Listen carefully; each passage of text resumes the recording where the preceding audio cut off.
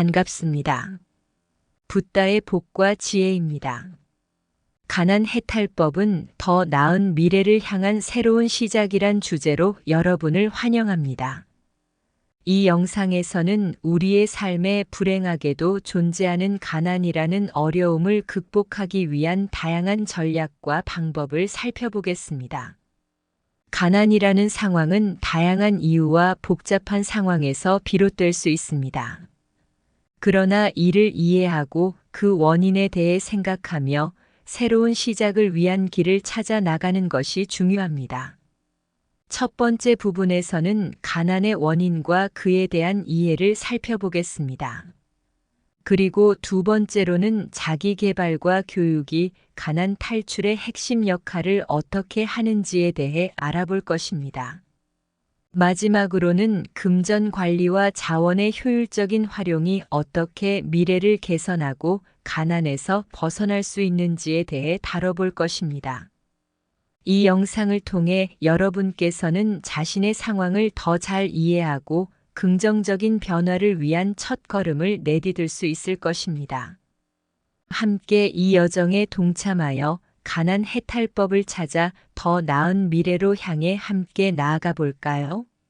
현대인들에게도 적용할 수 있는 부처님의 지혜 중 하나는 만연한 이해입니다.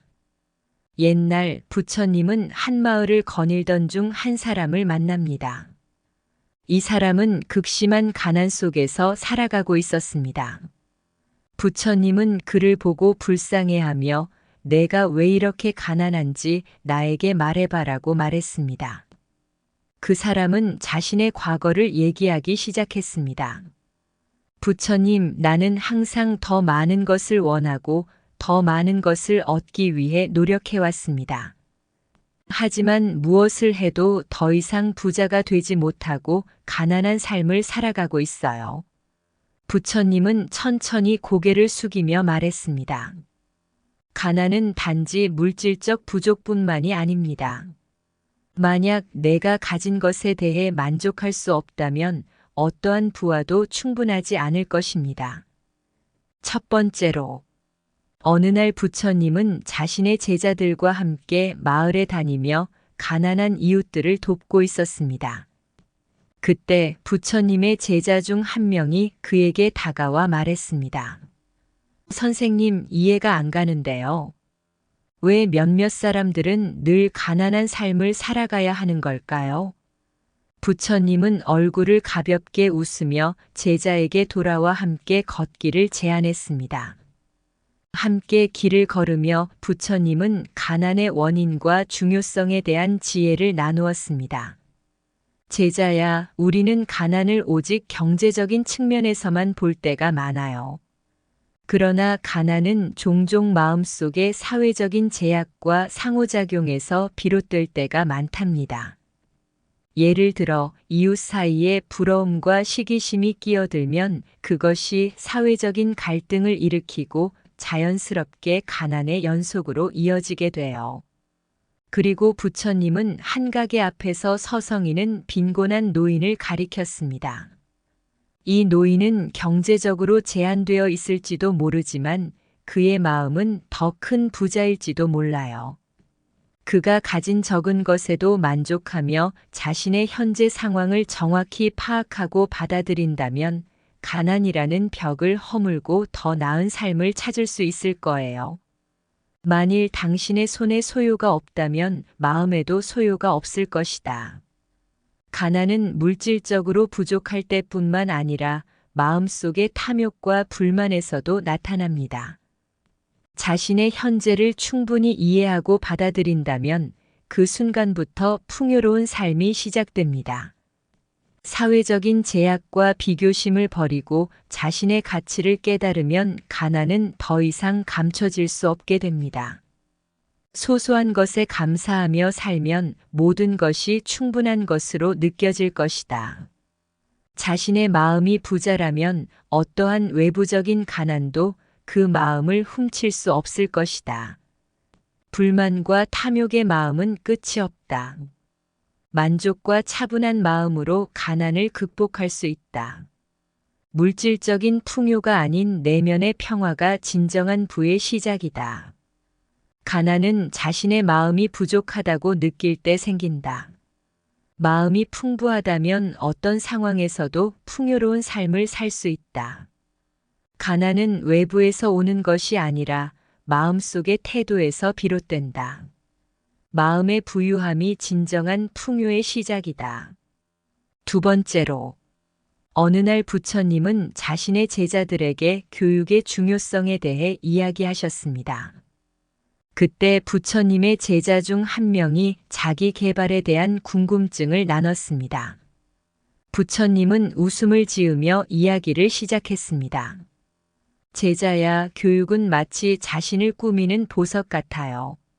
한 개의 보석을 얻을 때마다 그 보석은 새로운 기회를 열어줍니다. 높은 교육 수준은 마치 마음의 문을 열어 더 넓은 세계를 볼 수 있게 해줍니다. 이 세계에서는 가난이라는 어두운 그림자가 더 이상 당신을 가두지 않을 거예요. 기술 습득과 자기 개발은 마치 마법의 지팡이 같아요. 그 지팡이를 통해 당신은 더 나은 미래를 창조하고 새로운 기회의 문을 열 수 있어요. 목표는 마치 먼 동행자와의 약속처럼 중요해요. 당신이 어떤 목표를 향해 나아가면 그 목표는 당신을 더 나은 삶으로 이끌어 줄 겁니다. 교육을 통해 그 목표를 이루는 길을 찾아가세요. 부처님은 계속 이야기하며 교육은 결코 끝나지 않는 여행이에요. 삶이 당신에게 새로운 기회를 제공할 때마다 계속해서 배우고 성장하는 것이 중요해요. 교육의 문은 항상 열려 있고 당신은 그 문을 통해 더 나은 삶을 향해 나아갈 수 있습니다.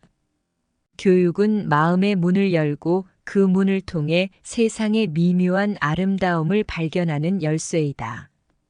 자기 개발은 마음을 다듬고 새로운 기술과 지식을 습득함으로써 미래의 문을 열어주는 마법의 지팡이이다.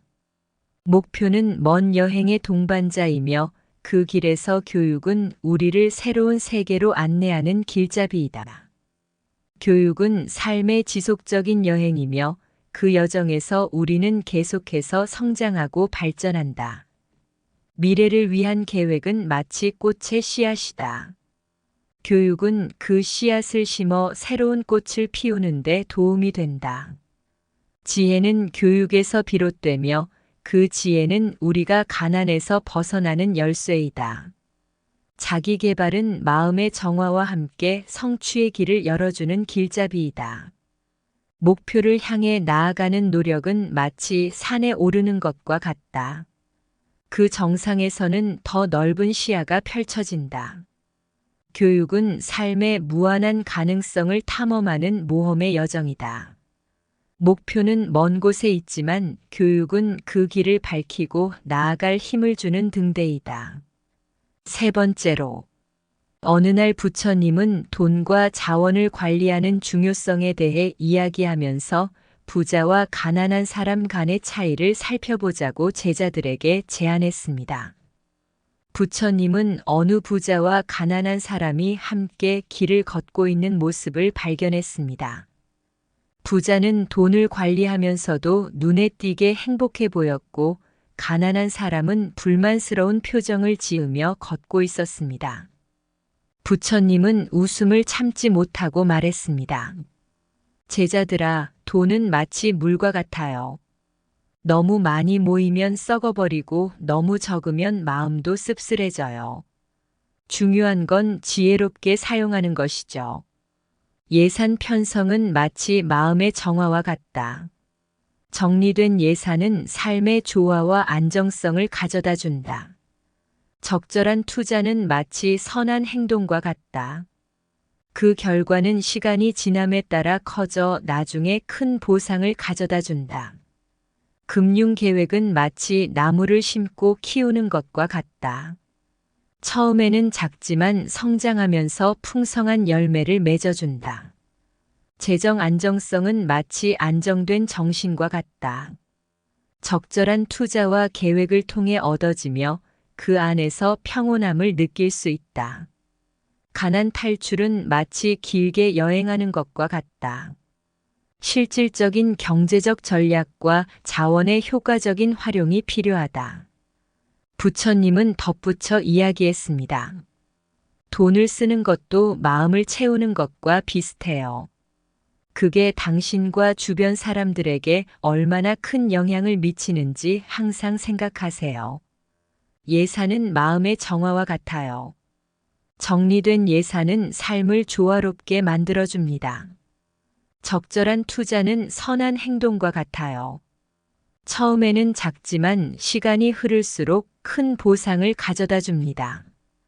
금융 계획은 마음의 정렬과 같아요. 신중한 계획은 안정된 삶의 토대를 만들어줍니다. 재정 안정성은 마음의 평온과 같아요. 올바른 투자와 계획 속에서 찾을 수 있습니다. 돈을 쓰는 것은 마음을 채우는 것과 유사합니다. 어떻게 사용하느냐에 따라 당신과 주변에 영향을 미칩니다. 가난 탈출은 긴 여행과 같아요.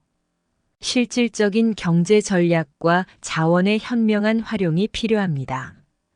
금전의 가치는 마음의 가치와 연결되어 있어요. 돈을 어떻게 사용하느냐가 진정한 부의 시작입니다. 올바른 투자는 마음의 풍요로움을 키우는 씨앗입니다. 성장하고 번성하게 해봅시다. 자원의 효과적인 활용은 마음의 습관과 같아요. 습관이 좋으면 자원도 더 효과적으로 활용됩니다. 돈과 자원은 마음의 거울과 같아요. 어떻게 다루느냐에 따라 내면의 모습이 비춰집니다. 부처님은 자기계발, 금전 관리, 그리고 가난 탈출에 관한 이야기를 나누며 제자들에게 현명한 삶을 살아가는 지혜를 전해주었습니다. 그러던 어느 날 부처님은 유쾌한 이야기로 일을 마무리하였습니다.